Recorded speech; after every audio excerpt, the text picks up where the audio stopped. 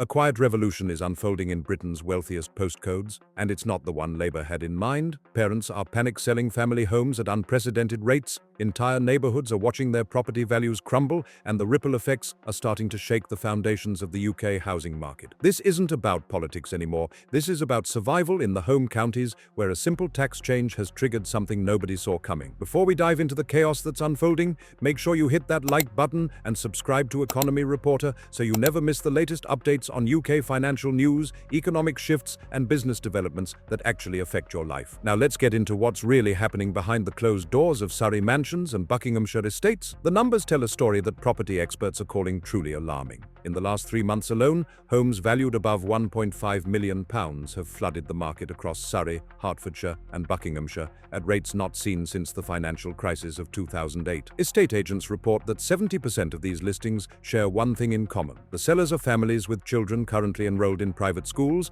and they're not just testing the market, they're desperate to sell, slashing asking prices by hundreds of thousands just to secure a quick sale before January, when Labour's VAT on private school fees kicks in. What makes this particularly devastating is the speed at which it's happening. Georgina Hartley, a senior partner at Knight Frank, revealed something that sent shockwaves through the property sector last week. She's handling 12 simultaneous sales from families who openly admit they cannot afford both their mortgage and the increased school fees. These aren't speculative investors or buy-to-let landlords cutting their losses. These are families who bought their forever homes, planned their children's education around proximity to top private schools, and now find themselves trapped in an impossible financial vice. One father in Cobham told reporters he's looking at an additional £18,000 per year for his 3 children's education.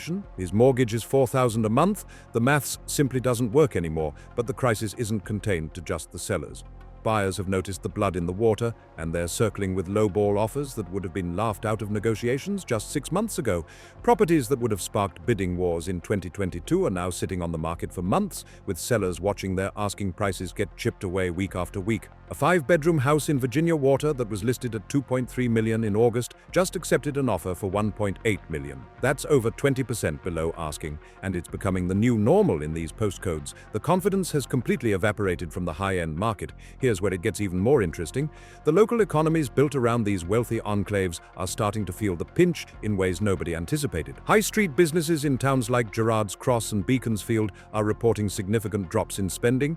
The boutique shops, the upscale restaurants, the luxury car dealerships, all of them are watching their customer base either disappear or dramatically cut back on discretionary spending. One restaurant owner in Guildford said his lunchtime crowd of private school mothers has shrunk by 40% since the summer. These women aren't just cutting back on expensive lunches, they're the same ones who used to shop in the local boutiques, book regular appointments at the salons, and keep the entire ecosystem of luxury service providers in business. When they tighten their belts, entire town centers feel it. The property market distortion is creating some truly bizarre situations. Families are downsizing from million-pound homes into properties they would never have considered before, just to free up cash for school fees, a 3-bedroom semi in an average area versus a 5-bedroom detached in a premium postcode. 6 months ago, that wouldn't even be a conversation. Now, estate agents are reporting unprecedented interest in smaller, cheaper properties from buyers who clearly could afford much more. They're making a calculated choice, and it's reshaping the entire market structure in these regions. The middle market is seeing unexpected competition, while the top end languishes with no buyers in sight.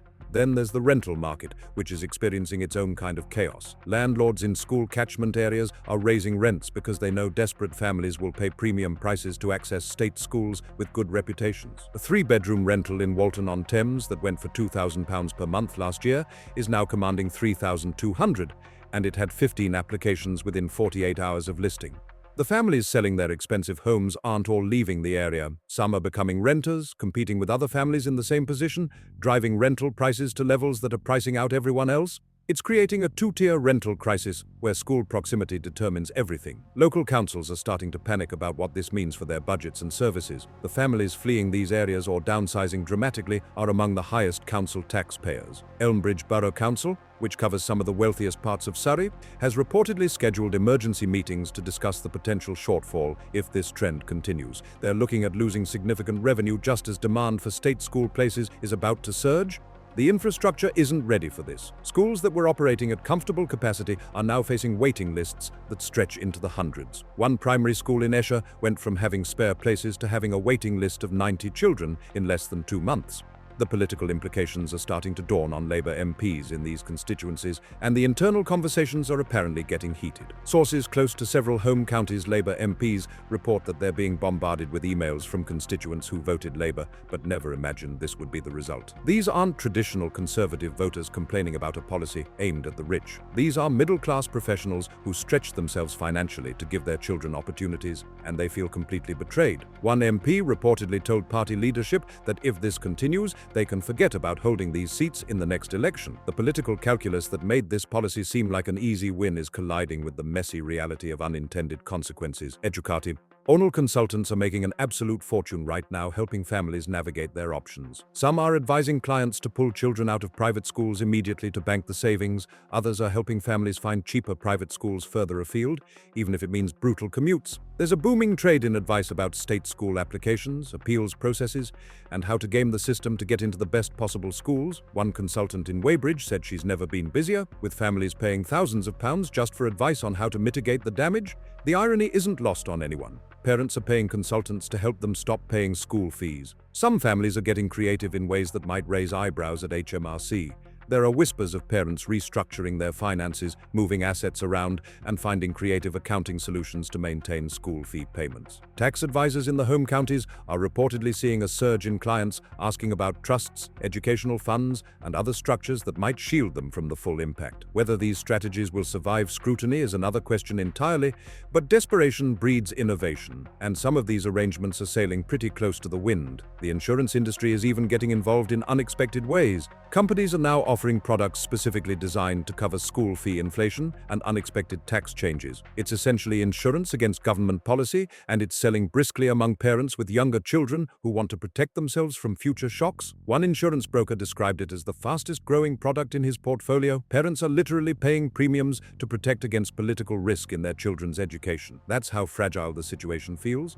Property developers are watching this unfold with growing concern because their entire business model for the home counties is based on the premium that private school access commands. New developments marketed as perfect for families with school-aged children are suddenly much harder to sell. One developer in Oxshott has a nearly completed project of luxury homes that were pre-sold based on proximity to top private schools. Several buyers are now trying to back out of contracts, claiming the fundamental premise of their purchase has been undermined. Legal battles are brewing, and developers are starting to question whether the luxury family home market in these areas has a future. The lending sector is beginning to reassess risk in these postcodes too. Some mortgage brokers report that lenders are taking a more cautious approach to high-value lending in private school hotspots. The logic is simple. If property values are falling and the demographic that could afford these homes is under financial pressure, the risk profile changes. Nothing official has been announced, but brokers are noticing slightly tougher criteria and more questions about long-term affordability. The last thing banks want is a wave of defaults in the £2 to £5 million bracket.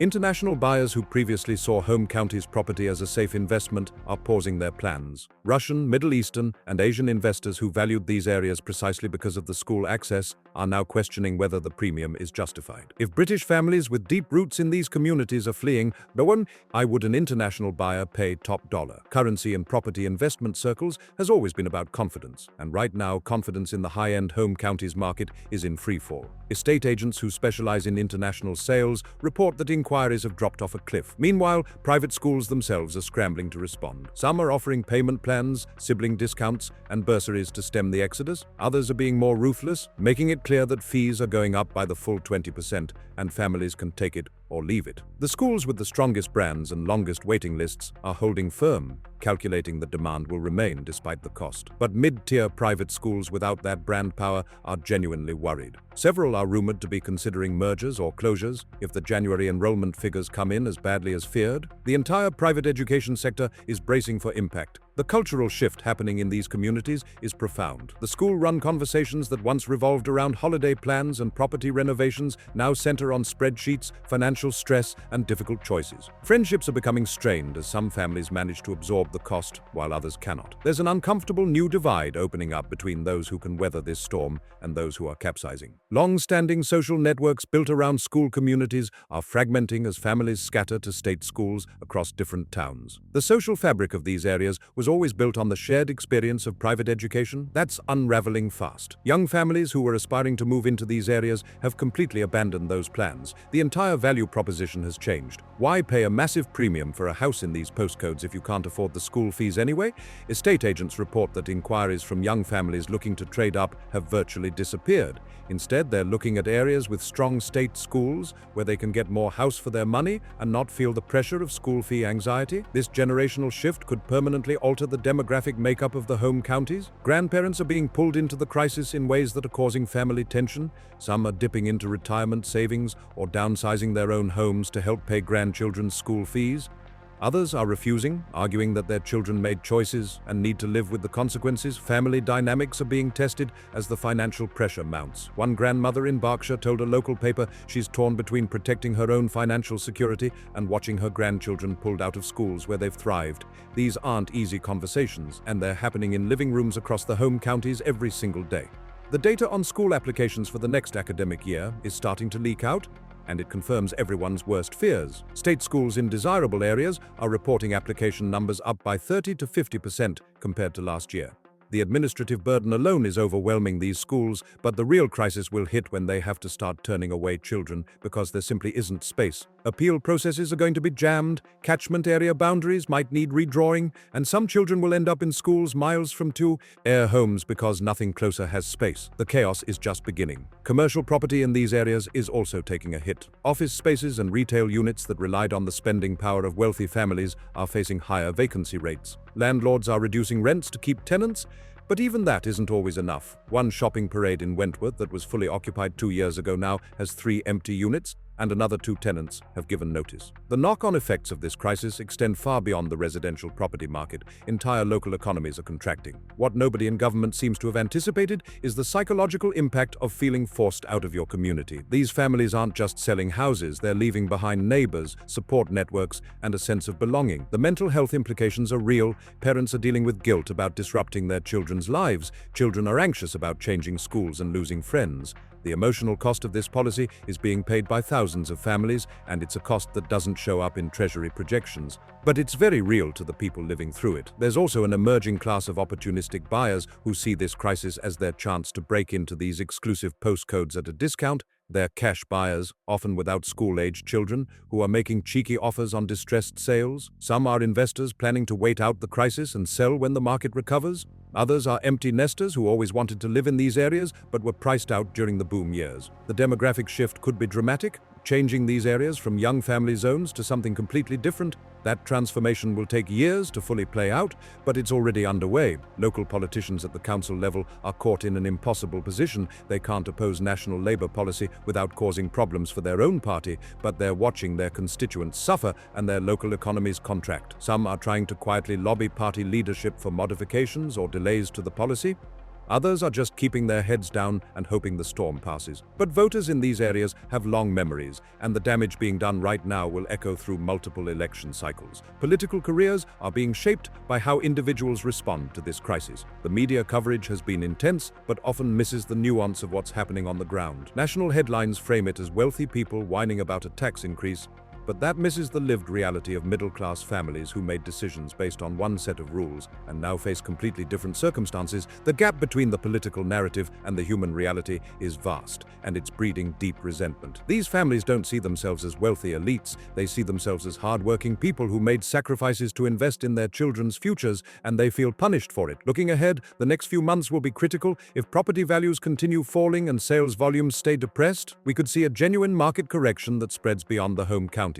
Mortgage lenders might tighten criteria more broadly. Consumer confidence could take a hit.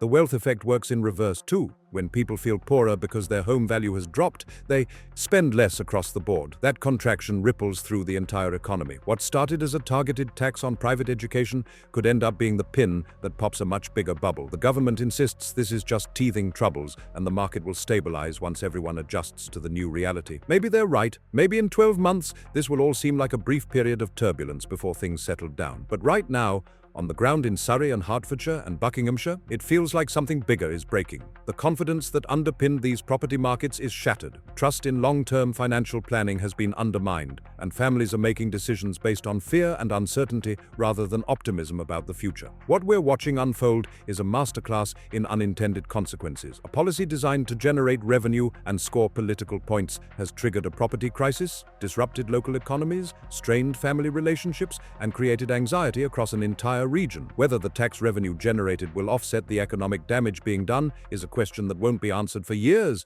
but the damage itself is real, measurable, and accelerating. The home county's property market is in crisis, and nobody seems to know how to stop the bleeding.